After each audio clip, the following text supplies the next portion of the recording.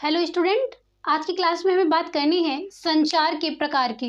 पिछली क्लास में हमने पढ़ा था संचार क्या है, उसका अर्थ, परिभाषा, संचार की प्रक्रिया, उसकी विशेषताएं, उसके मॉडल, ये सारे पॉइंट्स को हमने क्लियर कर लिया था। आज की क्लास में पढ़ना है जो संचार है, संचार को कितने भागों में डिवाइड किया गया, संचार के प्रकार के बारे में हम बात करेंगे। जो संचार है मुख्य रूप से इसको दो भागों में डिवाइड किया गया, शाब्दिक संचार, शाब्दिक संचार, और दूसरा है अशाब्दिक संचार।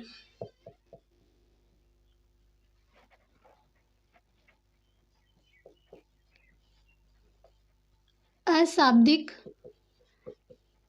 संचार नाम से समझ में आ रहा है, जहां पे हम क्या कर रहे हैं, शब्दों का प्रयोग करके क्या कर रहे हैं, संचार की प्रक्रिया कर रहे हैं, वो क्या होता है, शाब्दिक संचार होता है। लेकिन वहीं पे जहां हम बिना शब्दों के प्रयोग के भी संचार कर रहे हैं, वो क्या होता है, अशाब्दिक संचार होता है। सबसे पहले हम देखेंगे शाब्दिक संचार जो है इसको कितने भागों में डिवाइड किया गया है। शाब्दिक संचार को मुख्य रूप से दो भागों में डिवाइड किया गया। सबसे पहले है मौखिक संचार।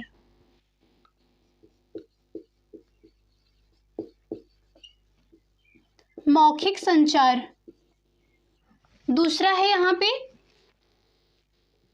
लिखित संचार।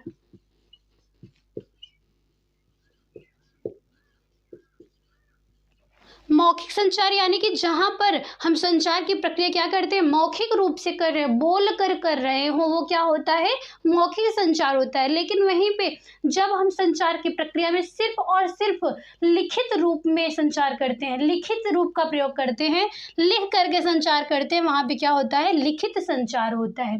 एग्जाम्पल में हम देखेंगे कि मौखिक संचार में कौन कौन सी चीजें हैं जिससे हमें मौखिक संचार प्राप्त होता है। मौखिक संचार की एग्जाम्पल में देखिएगा, मौखिक संचार में सबसे पहले वार्तालाप। वार्तालाप, जब भी आप क्या करते हैं, किसी व्यक्ति से वार्तालाप कर रहे हो, वार्तालाप में व्यक्ति आमने सामने बैठ के बातें कर रहा हो, वार्तालाप कर रहा हो, या फिर किसी समूह में ढेर सारे लोगों के साथ संपर्क में क्या कर रहा हो, वार्तालाप कर रहा हो, या फिर क्या करता हो, जो व्यक्ति आमने सामने ना हो उससे भी अगर आप वार्तालाप कर रहे हैं, जैसे कोई फोन के द्वारा वार्तालाप कर रहा हो, तो यहाँ पे जो संपर्क कर रहा है व्यक्ति एक दूसरे से संचार के लिए, वो संपर्क जो विधियां हैं उसके बारे में हम देखेंगे।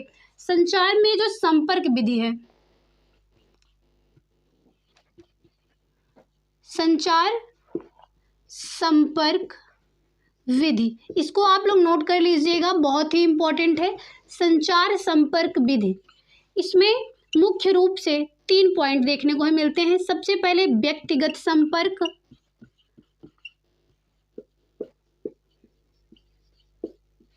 दूसरा है समूह संपर्क, और तीसरा है जनसंपर्क। जनसंपर्क, अब आप लोग देखिएगा, जो व्यक्तिगत संपर्क होता है, पर्सनली का आप किसी से इंटरेक्ट हो रहे हो, व्यक्तिगत रूप से आप किसी से बात कर रहे हो, वो क्या होता है, व्यक्तिगत संपर्क विधि होता है। वहीं पे जब आप क्या करते हैं, किसी समूह में बातें कर रहे हो, संपर्क कर रहे हो, संचार कर रहे हो, वो क्या होता है, समूह संपर्क होता है। यानी कि जब आप सामने खड़े होकर बोल रहे हो यहाँ पे, और सामने ही व्यक्ति बैठा हो, जैसे क्लासरूम में टीचर बोलता है, सामने स्टूडेंट बैठ के सुनते हो उनकी बातों को, और कहीं सभा चल रही हो, एक वहां पे वक्ता हो, वो बोल रहा हो और बाकी सारे लोग बैठ के वहां पे सामने सुन रहे हो, वो संचार की जो प्रक्रिया वहां पे चल रही है वो समूह संपर्क है। लेकिन वहीं पे जनसंपर्क अगर की बात करें हम संचार की, तो वहां पे क्या होता है, जनसंपर्क विधि में ढेर सारे लोग सुनने वाले तो होते हैं, लेकिन वो आमने सामने नहीं होते हैं। जैसे सोशल मीडिया में आप लोग क्या देखते हैं कि कोई भी चीज़ें नेटवर्क पे, सोशल मीडिया पे अपलोड कर दी जा रही हैं। अपलोड कर देने के बाद ज़रूरी नहीं है कि ढेर सारे लोग एक साथ में देखें, बल्कि क्या होता है कि ढेर सारे लोग अलग अलग समय में देख रहे हों, उसे क्या कहते हैं, जनसंपर्क विधि कहते हैं। यानी कि ढेर सारे लोगों से संपर्क तो हो रहा है, लेकिन एक साथ नहीं हो रहा है। वहीं पे समूह संपर्क में ढेर सारे लोगों से बात होता है और तुरंत आमने सामने ही होता है। तो यहाँ पे देखिएगा जो व्यक्तिगत संपर्क है, इसमें आप किसी व्यक्ति से उसे कार्यालय पे जाके भेंट कर रहे हो, उसे पत्र लिख के भेंट कर रहे हो, या फिर खेती के बारे में कुछ बताने जा रहे हो, तो वहाँ पे आप डायरेक्ट उस व्यक्ति से इंटरेक्ट कर रहे हो। यहाँ पे व्यक्तिगत में आप पत्र रख सकते हैं। उसके बाद समूह संपर्क में आप कोई सभा या सम्मेलन रख सकते हैं, कक्षा को रख सकते हैं, क्लासरूम को। उसके बाद यहीं पे जनसंपर्क में आप क्या कर सकते हैं, कोई भी समाचार पत्र हो गया, देखिए समाचार पत्र में समाचार पत्र, या फिर यहाँ पे समाचार पत्र को ही आप एग्जाम्पल में रखिए। इस प्रकार से जो भी आप सोशल मीडिया के द्वारा जो भी आप प्राप्त कर रहे हैं वो सभी क्या होते हैं, जनसंपर्क विधि में आते हैं। ये 3 पॉइंट सबसे इंपॉर्टेंट याद रखिएगा संचार संपर्क की जो विधियां हैं, व्यक्तिगत संपर्क, समूह संपर्क और जनसंपर्क। अब हम बात करेंगे जो ये हमारा संचार है, मौखिक संचार, वार्तालाप के बाद हम बात करेंगे वार्तालाप एग्जाम्पल के बाद। यहाँ पे मौखिक में वार्तालाप हो गया, रेडियो हो गया, इसके बाद टेप रिकॉर्डर हो गया,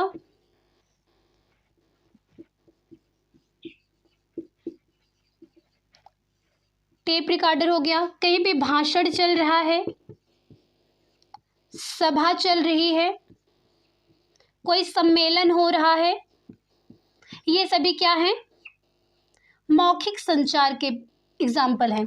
इसके बाद हम बात करेंगे लिखित संचार की।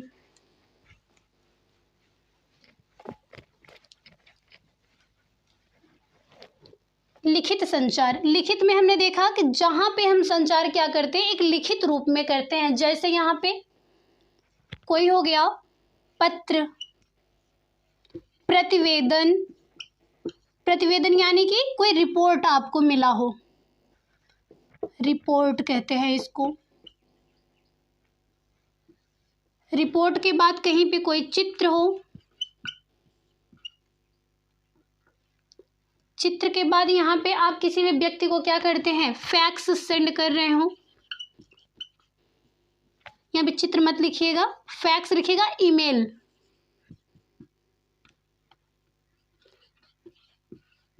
ईमेल, पत्र, प्रतिवेदन, ईमेल, फैक्स। इसके बाद सूचना, सूचना में भी क्या करते हैं आप, इसको लिखित रूप में ही सूचना दे रहे होते हैं। मौखिक संचार, लिखित संचार। अब हम बात करेंगे अशाब्दिक संचार की। अशाब्दिक संचार यानी कि जहाँ पर हम बिना शब्दों के प्रयोग के भी क्या कर रहे हैं, संचार कर रहे होते हैं। जैसे यहाँ पे देखिएगा, सबसे पहले दृश्य संकेत। जब हम क्या करते हैं, किसी दृश्य के द्वारा, किसी चित्र के द्वारा क्या कहते हैं, संकेत के माध्यम से आप बिना शब्दों का प्रयोग किए ही वो चीज़ें सामने वाले व्यक्ति को आप बताना चाह रहे हो, वो क्या होता है, अशाब्दिक संचार में दृश्य संकेत। दृश्य संकेत, दृश्य संकेत में सबसे पहले हाँ आप लिखेंगे यहाँ पे कोई चित्र हो गया, मॉडल हो गया,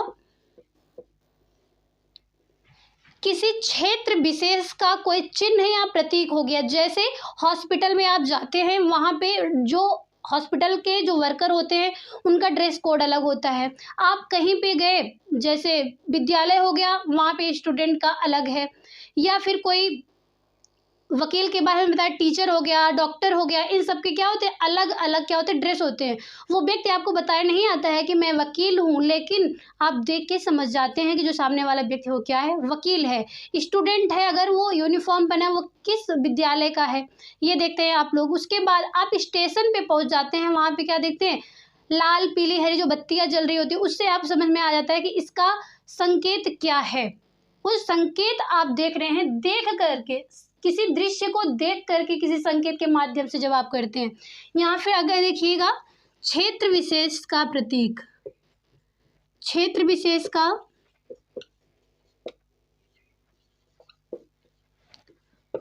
प्रतीक, ये सब क्या है, दृश्य संकेत के अंतर्गत आते हैं। इसके बाद है दूसरा, आप देखिएगा श्रव्य संकेत।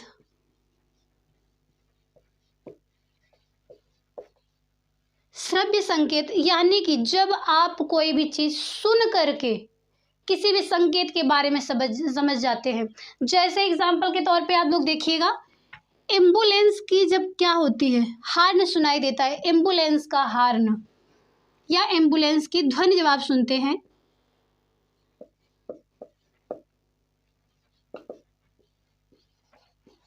एम्बुलेंस की ध्वनि जब आपको सुनाई देती है तो आपको समझ में आ जाता है कि कोई पेशेंट जा रहा होगा, या फिर यहाँ पे आप देखिएगा जैसे ढोल कहीं बज रहा हो, ढोल नगाड़े बज रहे हों, ढोल नगाड़ों की आवाज़,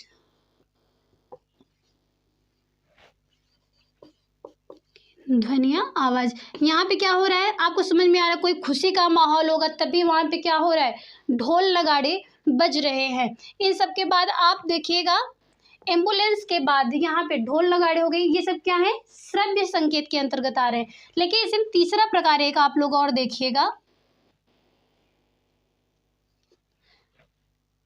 दैहिक संकेत। दैहिक संकेत, दैहिक संकेत में आपको क्या समझ में आ रहा है, जब आप क्या करते हैं, किसी को आप डांटना चाहते हो या फिर किसी से आप गुस्सा हो, आप उससे हजार किस्म का मुंह बना के आप उससे बात करें या फिर बड़ी बड़ी आंखें निकाल के उससे बात करें, यानी कि आप कोई भी चीज़ डायरेक्ट नहीं बोल रहे हैं, लेकिन सिर्फ और सिर्फ अपने शारीरिक जो क्रियाएं हैं उनके द्वारा आप सामने वाले व्यक्ति को बताना चाहते हैं। अगर हम खुश हैं तो आप लोग से खुशी खुशी बातें कर रहे हैं, लेकिन वहीं पे जब गुस्सा हो तो आप लोग से बस हम शांति से आए, बोले चले ना, जो भी आप बोले, जो भी आप पूछे हम उसका आंसर ना दें, या फिर कोई व्यक्ति गुस्सा है तो आपसे वही नॉर्मल बातें आपको चिल्ला के बात करता है, तो आप समझ जाते हैं कि सामने वाला व्यक्ति जो है वो बहुत ही गुस्से में है। यानी कि जो व्यक्ति है उसके शारीरिक क्रियाकलाप को देख करके आप जब जान जाते हैं वो व्यक्ति किस स्थिति में है, तो क्या होता है, दैहिक संचार होता है। यहाँ पे आप देखिएगा एग्जाम्पल में, शारीरिक क्रियाकलाप, शारीरिक क्रियाकलाप, शारीरिक क्रियाकलाप के माध्यम से क्या हो रहा है, यहाँ पे आपको संचार देखने को मिल रहा है। आप किसी व्यक्ति से कोई व्यक्ति जा रहा हो, सामने पड़ गया, अगर वो दूर है, आवाज़ नहीं सुनाई दे रहा है, आप दूर से उससे हाथ जोड़ के प्रणाम करते हैं, तो सामने वाले व्यक्ति तक अगर प्रणाम की आवाज़ नहीं भी गई तभी वो समझ जाता है कि वो जो सामने वाला व्यक्ति आपसे प्रणाम कर रहा है। या फिर आप दूर से किसी से बाय कर रहे हैं तो हाथ आपका हिल रहा है, जो दैहिक जो आपके शारीरिक क्रियाकलाप हैं उनसे सामने वाले को समझ में आ जाता है कि वो व्यक्ति कहना क्या चाह रहा है। तो यहाँ पे हमने जो देखा संचार के प्रकार में, शाब्दिक संचार, अशाब्दिक संचार। शाब्दिक संचार को हमने देखा कि ये दो भागों में डिवाइड किया गया है, मौखिक संचार और लिखित संचार। इसके बाद हमने देखा कि जो मौखिक संचार है इसमें वार्तालाप, रेडियो, टेप रिकॉर्डर, भाषण, सभा, सम्मेलन, ये सभी क्या है, मौखिक संचार है। वहीं पे लिखित संचार में पत्र है, प्रतिवेदन है, ईमेल है, फैक्स है, कोई सूचना है, इन सब में क्या हो रहा है, लिखित संचार हो रहा है। इसके बाद अशाब्दिक संचार की अगर हम बात करें, इसे मुख्य रूप से 3 भागों में बांटा गया, जहां पे हम बिना शब्दों के प्रयोग के ही क्या कर रहे थे, संचार कर रहे हैं। जिसमें दृश्य संकेत में चित्र, मॉडल, क्षेत्र विशेष का कोई प्रतीक हो, उनसे हम क्या करते, देख कर समझ जाते हैं कि ये कौन सा स्थान है, कौन सा क्षेत्र है। उसके बाद श्रव्य संकेत में किसी भी ध्वनि को सुन करके हम क्या पता लगा लेते हैं कि वहाँ पे क्या चीज़ें हो रही हैं, किसी को बताने की आवश्यकता नहीं होती है। इसके बाद दैहिक संकेत, यानी कि जब कोई शारीरिक क्रियाकलाप के द्वारा हमें समझ में आ जाता है कि वहाँ पे क्या हो रहा है। एक बार आप लोग इसका स्क्रीनशॉट ले लीजिए, लिख लीजिए, इसके बाद हम नेक्स्ट पॉइंट पे बात करते हैं।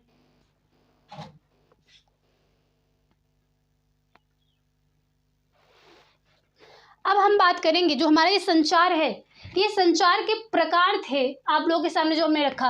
अब हम बात करेंगे जो संचार के जो साधन है, संचार के साधन, कौन कौन से साधनों के द्वारा हम संचार की प्रक्रिया करते हैं।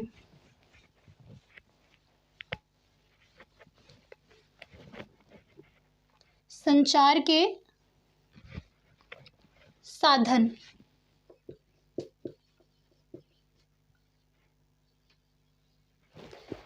ऐसे कौन से साधन है जिसके द्वारा हम क्या करते हैं, संचार की प्रक्रिया को पूर्ण करते हैं। वो जो सहायक साधन है उनकी हम बात करते हैं। सबसे पहले संचार के साधन में हम देखेंगे, ये मुख्य रूप से 3 होते हैं, जैसे श्रव्य साधन, इसके बाद है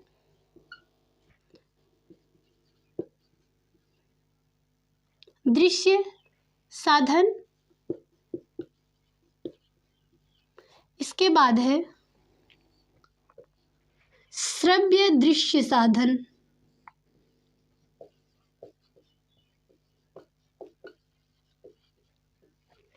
श्रव्य से समझ में आ रहा होगा, यानी कि सुनना। जब भी हम सुन करके, जहाँ पे हमें सिर्फ और सिर्फ सुनाई दे रहा हो जिस साधन से, वो क्या होता है, श्रव्य साधन होता है। लेकिन ऐसे साधन जिसमें हमें सिर्फ और सिर्फ दिखाई दे रहा हो, ऐसे संचार की जो साधन है उसको हम क्या कहते हैं, दृश्य साधन कहते हैं। लेकिन वहीं पे ऐसे साधन जिनसे हमें सुनाई भी दे रहा हो और दिखाई भी दे रहा हो, ये दोनों चीज़ें होती हैं, वो क्या होता है, दृश्य श्रव्य साधन होते हैं। अब हमें देखना है कि इसमें कौन कौन सी चीज़ें आती हैं, कौन कौन से साधन हमारे पास उपलब्ध है या फिर नहीं है। सबसे पहले देखिएगा, श्रव्य साधन जिनसे सिर्फ और सिर्फ हमें सुनाई दे रहा हो, जैसे रेडियो, रेडियो के बाद टेप रिकॉर्डर, टेप रिकॉर्डर के बाद लाउड स्पीकर,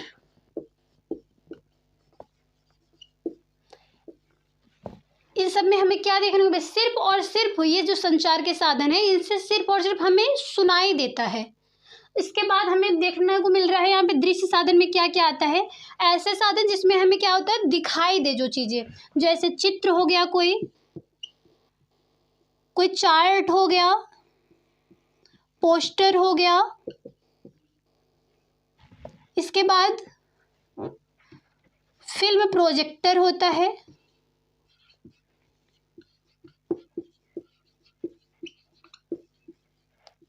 फिल्म प्रोजेक्टर। इसके बाद कोई ग्राफ, पेपर पे ग्राफ कोई बनाया गया हो, ग्राफ के द्वारा कोई चीज़ समझाई जा रही है हमको, या फिर श्याम पट या वाइट बोर्ड, जो भी आप देख रहे हैं श्याम पट, इसमें क्या हमें देखने को मिल रहा है। या फिर इसके बाद मॉडल एक ले लीजिएगा आप, जिनसे सिर्फ और सिर्फ ये जो साधन है ये हम देख करके संचार करते हैं इनके द्वारा।